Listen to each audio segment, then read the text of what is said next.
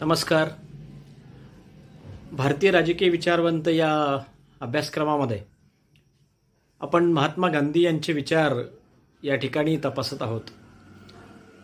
आणि या विचारामध्ये पाठीमागच्या लेक्चर सिरीजमध्ये आपण गांधींच्या चरित्र प्रस्तावनेची भूमिका आपल्यासमोर ठेवलेली होती. आज महात्मा गांधींच्या बद्दल त्यांनी मांडलेल्या दोन विचारांची भूमिका आपण या ठिकाणी तपासणार आहोत. एक पहिला विचार म्हणजे गांधींनी सांगितलेली सत्य ही संकल्पना आणि त्याच्यावरच अवलंबून असलेली किंवा त्याच्याच अनुषंगानं दुसरी संकल्पना ती म्हणजे अहिंसा. सत्य या संकल्पनेच्या साठीच गांधींनी आपलं सगळं आयुष्य बऱ्यापैकी खर्च केलं असं या ठिकाणी आपल्याला सांगावं लागेल. आणि ती भूमिका त्यांनी सातत्यानं जोपासण्याचा प्रयत्न केला. एक अंतरात्म्याचा आवाज असेल, आश्रमामधली जीवन पद्धती असेल किंवा हाती घेतलेली विविध प्रकारची आंदोलनं असतील, हे सगळ्या संकल्पनांमधून, सगळ्या कार्यक्रमामधून, सगळ्या विविध प्रकारच्या त्यांच्या दैनंदिन आचरणामधून आपल्या लक्षात येतं की गांधींनी सत्य या संकल्पनेला अतिशय महत्त्वाचे स्थान दिलेलं होतं. आणि म्हणून गांधींचं जे 1920 पूर्वीचं जे आत्मचरित्र आहे त्याचं नावसुद्धा माझे सत्याचे प्रयोग असंच आहे, हेही आपल्याला माहीत असणं गरजेचं असतं.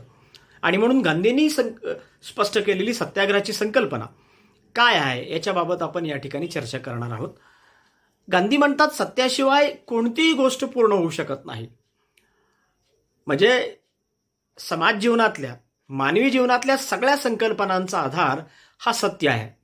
आणि मग ज्या काही भूमिका आपण घेणार आहोत त्या भूमिका सत्याशिवाय पूर्णत्वाला जात नाहीत, हा त्यांचा विचार होता. सत्याची भूमिका सांगताना गांधींनी प्रामुख्यानं सत्याचे दोन प्रकार सांगितलेले आहेत, हे आपण या ठिकाणी लक्षात ठेवलं पाहिजे. गांधींनी सत्याचे दोन प्रकार सांगितले. एक पहिलं सत्य त्यानं सांगितलं ते म्हणजे सापेक्ष सत्य. आणि सत्याचा दुसरा प्रकार गांधी सांगतात तो म्हणजे निरपेक्ष सत्य. एक सापेक्ष सत्य आणि दुसरं निरपेक्ष सत्य. आता या सापेक्ष सत्य म्हणजे काय आणि निरपेक्ष सत्य म्हणजे काय हे आपण जरा थोडंसं लक्षात घेतलं पाहिजे. म्हणजे दोन्हीच्या संकल्पना वेगवेगळ्या गांधींनी आपल्यासमोर ठेवण्याचा प्रयत्न केलेला आहे. गांधी काय म्हणतात तर सापेक्ष सत्य म्हणजे विशिष्ट परिस्थितीत एखादी गोष्ट खरी वाटणं किंवा एखादी गोष्ट सत्य वाटणं म्हणजे सापेक्ष सत्य. वाक्य नीट लक्षात ठेवा. विशिष्ट परिस्थितीत एखादी गोष्ट खरी वाटणं किंवा सत्य वाटणं याला गांधी सापेक्ष सत्य म्हणतात. आता याच्यासाठी उदाहरण काय घेता येईल तर मानवी सुखाची कल्पना. आता मानवी सुख कशात आहे याच्याबद्दल अनेक मानसशास्त्रज्ञ असतील, विचारवंत असतील, कुणी त्याचं पूर्णपणे उत्तर आजही देऊ शकलेलं नाही आणि भविष्यकाळात देईल का ते पण माहिती नाही. का माणसाच्या सुखाच्या कल्पना ह्या सातत्यानं बदलणाऱ्या आहेत. पण कधीतरी अशी एक वेळ येते की तेवढ्या पुरतं का होईना किंवा तेवढ्या कालखंडापुरतं होईना, तेवढ्या क्षणापुरतं का होईना माणसाला ते बरं वाटतं आणि ते माणूस खरं मानतो. म्हणजे विशिष्ट परिस्थितीत एखादी गोष्ट खरी वाटणं याला गांधी सापेक्ष सत्य म्हणतात. याला पूर्ण सत्य गांधींनी मात्र म्हटलेलं नाही. ते म्हणतात मानवी सुख हे अपूर्ण आहे का मनाचा ठावच कोणाला लागत नाही. बहिणाबाई जसं म्हणतात ना, मन वडाय वडाय उभ्या पिकातलं ढोर किती हाकला हाकला फिर येतं पिकावर. मन येवड येवड जसा खाकसाचा दाना, मन केवड केवड त्यात अभाय मायना. आता परत मन ही संकल्पना आहे का याच्याबद्दल ही काही स्पष्टता करता येत नाही. आणि मग मनावर आधारलेली जी मानवी सुखाची संकल्पना आहे ती संकल्पना गांधी म्हणतात ही सापेक्ष आहे, ही विशिष्ट आहे, परिस्थितीमधली आहे आणि ती अपूर्ण आहे, ती पूर्णत्वाला नेणारी नाही. पण तरी गांधी म्हणतात की एखाद्या परिस्थितीमध्ये, विशिष्ट परिस्थितीमध्ये काही क्षणापुरतं आपल्याला एखादी गोष्ट खरी वाटते त्याला सापेक्ष सत्य म्हटलं गेलेलं आहे. सत्याचा दुसरा प्रकार गांधी या ठिकाणी सांगतात ते म्हणजे निरपेक्ष सत्य.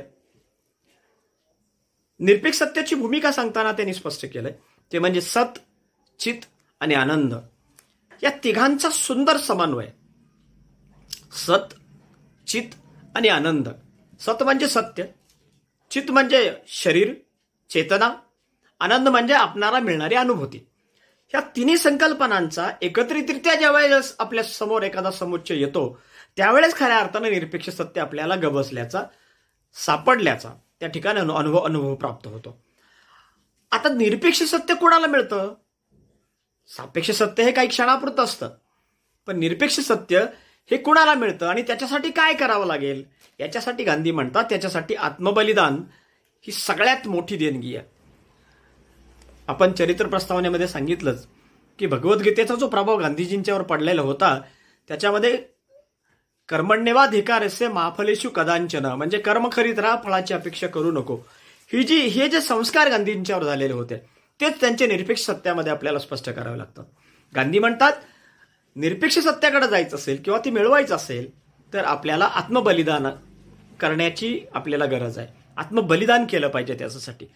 मग आत्मबलिदानासाठी आपल्या मनामध्ये दया असली पाहिजे, धैर्य असलं पाहिजे, चिकाटी असली पाहिजे, धाडस असलं पाहिजे. हे सगळे गुण जर आपल्यामध्ये नसतील तर आपण आत्मबलिदान करू शकणार नाही. गांधी पुढे सांगतात की विश्वाच्या बुडाशी अंतिम जे सनातन तत्व आहे ना ते म्हणजे निरपेक्ष सत्य आहे. ह्याच्यासाठी गांधींनी निष्काम कर्मयोग सांगितला. फळाची अपेक्षा न करता ज्या ज्या व्यक्तींनी, ज्या ज्या वल्लींनी, ज्या ज्या युग पुरुषांनी, ज्या ज्या महापुरुषांनी काम केलं ना त्यांना निरपेक्ष सत्य निश्चित मिळालं. गांधी म्हणतात येशूला निरपेक्ष सत्याचा अनुभूती प्राप्त झालेली होती. सॉक्रेटिसला त्या पद्धतीनं निरपेक्ष सत्य त्या ठिकाणी गवसलेलं होतं. आताच्या काळामध्ये जर आपल्याला सांगायचं झालं तर आपल्याला काही उदाहरणं निरपेक्ष सत्याच्या बाबतीमध्ये सांगावी लागतील. बाबा आमटेंचं आनंदवन इथलं त्यांचं काम हे निष्काम कर्मयोगाचं काम आहे. सिंधुताई सपकाळांचं काम अनाथ मुलींसाठी केलेलं, अनाथ बालकांसाठी केलेलं, विधवा परित्यक्त्यांसाठी केलेलं काम हे सुद्धा निरपेक्ष सत्याचं काम आपल्याला सांगावं लागतं. दादासाहेब लिमे आहेत, अनुताई वाघ आहेत, साने गुरुजी आहेत, मतीन भोसले आहेत, अण्णा हजारे आहेत. ही अशी अनेक मंडळी आहेत की जी निरपेक्ष सत्यानं, निरपेक्ष भावनेनं काम करीत राहतात. कोणती अपेक्षा न धरता काम करीत राहिलं ना की निरपेक्ष सत्य आपोआप प्राप्त होतं. म्हणून गांधींनी निरपेक्ष सत्याला अतिशय महत्त्व दिलेलं होतं. गांधी म्हणतात सहस्त्र सूर्य एका निरपेक्ष सत्याची बरोबरी करू शकत नाहीत. सहस्त्र सूर्यांची उपमा गांधींनी एका सत्याला दिलेत तरी एक निरपेक्ष सत्य पूर्ण होऊ शकत नाही. म्हणून गांधींच्या आयुष्यामध्ये सत्याची संकल्पना अतिशय प्रभावी आणि गांधींनी त्या संकल्पनेवर आधारित आपली दिनचर्या, आपलं जीवनक्रम व्यवस्थितरित्या व्यतीत करण्याचा प्रयत्न केलेला होता. गांधी म्हणून म्हणतात की सत्य आणि अहिंसा ह्या एकाच नाण्याच्या दोन बाजू असल्या तरी जोपर्यंत आपल्याला सत्य गवसत नाही. आता काही प्रमाणात सापेक्ष सत्य आपल्याला गरजेचं आहे का मानवी स्वभाव आहे. मानवी स्वभावातला स्वार्थ किंवा मानवी स्वभावातल्या असणारी वैगुण्य, मग त्याचे असणारे षड्विकार काम, क्रोध, लोभ, मोह, माया, मत्सर हे सगळे विकार त्याला चिटकून असतात आणि मग त्याच्यावर आधारित असणारी सापेक्ष सत्याची संकल्पना आहे. याच्या पुढे जायचं असेल, समाजासाठी काय करायचं असेल, देशासाठी काय करायचं असेल तर प्रामुख्याने आपल्याला निरपेक्ष सत्याची भूमिका स्वीकारावी लागेल. आणि निरपेक्ष सत्य हे विश्वाच्या सनातन बुडाशी दडलेलं एक अंतिम सत्य आहे असं गांधी निरपेक्ष सत्याच्या बाबतीत आपली भूमिका स्पष्ट करताना सांगतात. माझे सत्याचे प्रयोगमध्ये त्यांनी कायमस्वरूपी या भूमिकेचा पुनरुच्चार केलेला दिसतो की मी कशासाठी आहे, मी का आहे आणि माझं जीवन हेच एक प्रकारचं चरित्र आहे. आणि त्या चरित्राच्या आधारे आपण गांधींच्या विचारांची भूमिका या ठिकाणी तपासत आहोत. गांधींच्या सत्य आणि अहिंसेबद्दलच्या संकल्पनेतला सत्याबद्दल वाटणारी भूमिका किंवा सत्याच्या बद्दलची भूमिका, त्याचे दोन प्रकार या ठिकाणी आपण तुमच्यासमोर स्पष्ट केलेले आहेत. परत एकदा आपण लक्षात घेऊया की गांधींनी सांगितलेले सत्याचे दोन प्रकार आहेत. एक सापेक्ष सत्य जे विशिष्ट परिस्थितीत आपल्याला खरं वाटतं ते सापेक्ष सत्य, आणि निरपेक्ष सत्य म्हणजे ज्याच्यासाठी सत, चित आणि आनंद ह्या तिघांचा सुंदर समन्वय झाल्यानंतर निष्काम कर्मयोगानं, निष्काम भावनेनं, कोणत्याही फळाची अपेक्षा न करता जेव्हा आपण एखाद्या सत्याकडे जाण्याचा प्रयत्न करतो, एखादं काम करतो, तेव्हा जे सत्य आपल्याला प्राप्त होतं, ती जी अनुभूती असते, ते जे फळ असतं ते प्रामुख्यानं निरपेक्ष सत्याचा प्रकार गांधींनी स्पष्ट केला आहे.